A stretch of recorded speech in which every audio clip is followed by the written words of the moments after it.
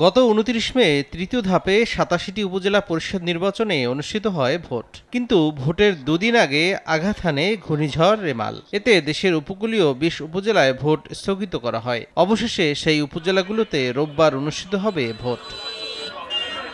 শনিবার উপজেলা পরিষদ কার্যালয়ে যান প্রিজাইডিং ও রিটার্নিং কর্মকর্তারা। প্রতিটি কেন্দ্রের জন্য অমোচনীয় কালি, কাগজ কলম সহ বিভিন্ন নির্বাচনী সরঞ্জাম সংগ্রহ করেন তারা। প্রতিটা কেন্দ্রেই আমরা স্বচ্ছভাবে সুন্দরভাবে আমরা ডিউটি করে থাকি। নির্বাচন কার্যালয় থেকে আমরা সমস্ত মালামাল বুঝিয়ে পাইছি। ব্যালট পেপার সরবরাহ করা হবে ভোটের দিন সকালে। ভোট সুষ্ঠু ও অবাধ করতে বদ্ধপরিকর নির্বাচন কর্মকর্তা ও আইন শৃঙ্খলা রক্ষা বাহিনীর সদস্যরা। নির্বাচনী কার্যক্রমের সকল প্রস্তুতি আমরা ইতিমধ্যে সম্পন্ন করছি। নির্বাচন উপলক্ষে প্রচলিত পুলিশ ফোর্স সহ একই সাথে বিজিবি, র্যাব এবং অন্যান্য যে সকল নিরাপত্তা বাহিনী রয়েছে তারা নিয়োজিত হয়েছেন।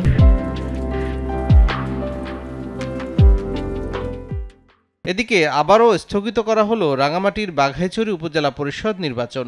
বৈরী আবহাওয়া ও আইনশৃঙ্খলা পরিস্থিতির অবনতির শঙ্কা দেখায় দ্বিতীয়বারের মতো এই উপজেলা পরিষদ নির্বাচন স্থগিত করে কমিশন।